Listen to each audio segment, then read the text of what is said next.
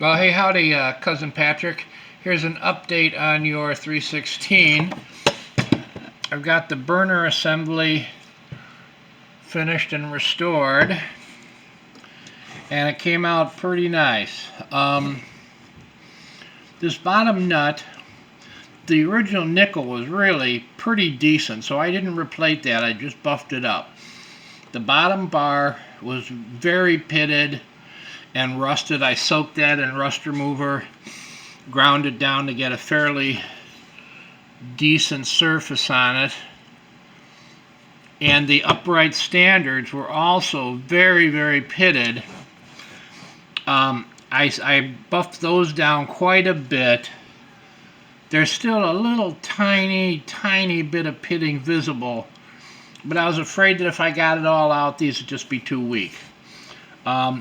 The generator, I haven't test fired this, but I think we're going to be okay. The generator was in good condition.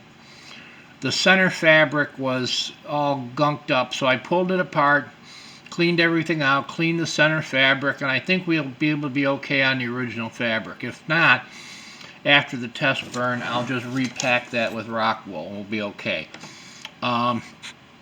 Crossbar buffed out real nice. One thing though, I had to do a replacement. The burner tubes that were on it were mismatched. They were slightly different sizes, and the ports were different. I didn't know if that would affect the burn in any way, but I thought I'd be better off just putting it. These are original Coleman. They're not from 316s.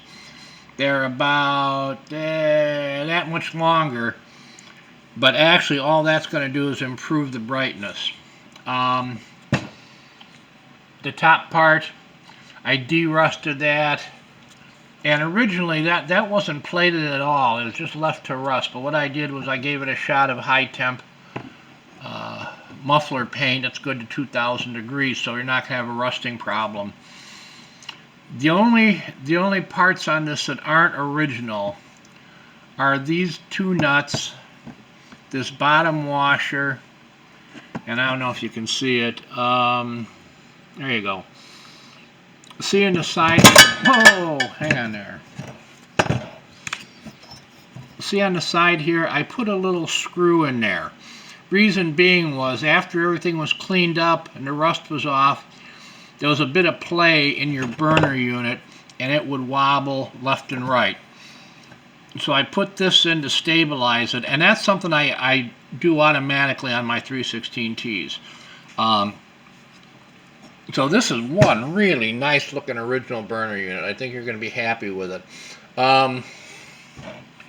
Look at how bright and shiny it is now, because after I do the test fire, the brass is going to darken up a little. I'll clean it up somewhat, but I'm not going to rebuff it this high after I do the test fire. Anyway, that's where we're at on the burner unit. Your font came out like a champ. I still got to do the final buffing on this, but the bottom is nice. Looks very good and clean. The original 316s did not have this font on it. The CQ font had, it says regular patent office, made in U.S., Coleman Lantern Company, Wichita, Kansas. And then at the bottom it said CQ lamp. All of this information is correct. So what I did was I just ground off the part that said CQ lamp. So in 50 years when somebody's looking at this lantern, they're going to be mystified just like we were on that other one. So it doesn't say CQ. There's no indication that this was a replacement font. I Caswelled the inside. I'm going to give the Caswell another, 12 hours to set up good. Then I'm going to try the test fire. So far, everything has come along really well. I haven't run into any significant problems. So I just wanted to update you on where we're at, and I think you're going to like it a lot. All right. Thanks a lot. Have a good weekend. Goodbye.